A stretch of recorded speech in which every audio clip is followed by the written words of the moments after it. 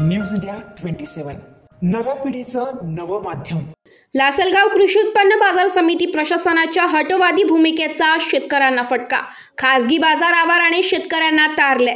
लेवीच्या मुद्द्यावरून हमाल मापारी व व्यापारी यांच्यातील संघर्षामुळे गेल्या 1 एप्रिलपासून निफाड उपबाजार समितीमधील कांदा व धान्य लिलाव बंद पडलेला आहे। या दोघांच्या वादामुळे कांदा उत्पादक शेतकऱ्यांसह धान्य उत्पादक मेटाकुटीला आले असून शेतकऱ्यांच्या गैरसोयी दूर व्हाव्यात या उद्देशाने आज लासलगाव कृषी उत्पन्न बाजार समितीच्या प्रशासनाने बाहेरील नवीन व्यापारी आणून लिलाव पार पाडण्याचा प्रयत्न केला, परंतु लिलाव प्रक्रिया सुरू झाल्यानंतर व्यापारी वर्गाने कांद्याला 800 ते 1200 भाव पुकारला, परंतु योग्य भाव न पुकारल्याने शेतकरी बांधव आक्रमक होऊन शेतकऱ्यांनी लिलाव प्रक्रिया बंद पाडली।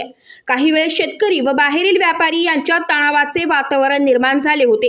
लासलगाव बाजार समिती प्रशासनाने मध्यस्थी करून कांदा लिलाव पूर्ववत सुरू केले। बाजारभाव पाडून मागत असल्याने शेतकऱ्यांचे समाधान झाले नाही, त्यामुळे शेतकऱ्यांनी आपला कांदा लिलावासाठी शेजारच्या मनकामनेश्वर खासगी कृषी उत्पन्न बाजार समिती रसलपूर निफाड येथे कांदा व धान्य माल घेऊन गेला। त्या ठिकाणी या शेतकरी बांधवांना समाधानकारक योग्य भाव मिळाले। कमीत कमी 1250 ते 1450 रुपये भाव मिळाला। त्यामुळे मनकामनेश्वर खासगी कृषी उत्पन्न बाजार समिती रसलपूर निफाड तसेच निफाड उपबाजार समिती निफाड या दोन्ही बाजार प्रक्रियेत मोठी तफावत आढळून आली आहे। त्यामुळे शेतकरी बांधवांनी मनकामनेश्वर खासगी कृषी उत्पन्न बाजार समिती रसलपूर निफाड या मार्केटला मोठा पसंती दिली आहे।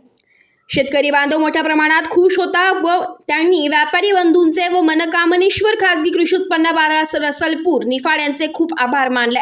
आज आसमानी संकट त्यात बाजारभाव हे पडलेले आहेत, त्यामुळे शेतकरी बांधवांमध्ये मोठ्या प्रमाणात नुकसान झाले। उपस्थित शेतकरी बांधवांनी मनकामनेश्वर खासगी कृषी उत्पन्न बाजार समिती रसलपूर निफाड येथे मोठ्या प्रमाणात आपला शेतमाल घेऊन यावे असे शेतकरी बांधवांनी सर्व शेतकरी बांधवांना आवाहन केले।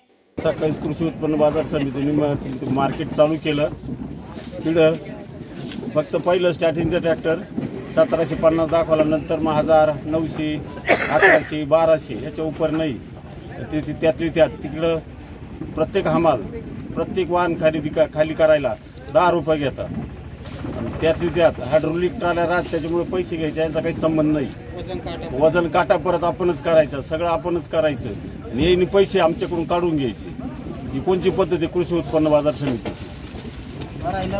भरायला परत 100 घे, 80 घे, 90 घे, त्यांच्या मानाप्रमाणे त्या बाया पैसे घेतात। लासलगाव कृषी उत्पन्न बाजार समितीच्या बाजाराच्या आवारात जे लिलाव होतात त्या लिलावात जे बाजारभाव चे काय रेट असतात, तिथले काय बाजारभाव काय? फक्त उंचात 1-2 दाखवतात, नाही तर सरासरी हीची। आपण बाजारभाव काय तिथले?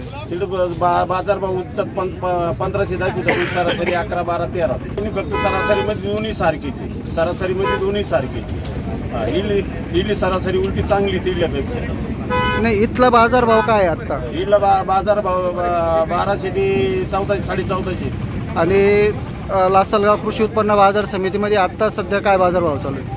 800 ते 900, 1000। तर तुम्हाला कुठं परवडतंय शेतकऱ्यांना? शेतकऱ्यांची याच्यामध्ये काही पिळवणूक होती का? लासलगाव अजिबात नाही। जी खाजगी मार्केट आहे, खाजगी मार्केटमध्ये काही पिळवणूक वगैरे होती का? अजिबात नाही। उलट त्या कृषी उत्पन्न बाजार समितीत पिळवणूक जास्त होती। तिथं काय होतं नेमकं? पिळवणूक काय होती? तिथं ते आम्हाला हे पाहत्या काय पैसे मागायचे, खाली करायचे, त्यानंतर भरणारे पैसे जास्त घेतात। तरी समाधी त्याच्यापेक्षा इकडे व्यवस्थित जेवढे खाजगी चालू झाले ना जिल्ह्यात, तेवढे सुद्धा व्यवस्थित चालू आहे। मनकामनेश्वर खाजगी कृषी उत्पन्न बाजार समितीने कांदा लिलावाला शुभारंभ केला। शुभारंभापासून आजपर्यंत शेतकऱ्यांनी मोठ्या पद्धतीनं या ठिकाणी इथं येऊन कांद्याला विक्रीसाठी प्रचंड असा प्रतिसाद दिला।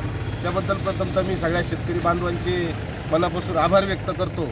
तसेच शेतकरी बांधवांच्या कांद्याला योग्य रास्त भाव मिळणे, त्याचबरोबर इथं आल्यानंतर मार्केटच्या प्रीमायसेसमध्ये त्यांची वाहनांची उभी करण्याची व्यवस्था करणे, मापारी हमाल आणि खाली पडलेला जो कांदा आहे तो कांदा भरण्याची व्यवस्था करणे, ही अतिशय सुनियोजित पद्धतीनं या ठिकाणी केलं जातं। आणि साधारण सकाळी 8:30 वाजताच्या काळामध्ये मार्केट चालू होतं, तर माझा शेतकरी बांधव 11:30 ते 11:15पर्यंत आपल्या घरापर्यंत चुकवती घेऊन पोहोचवतो।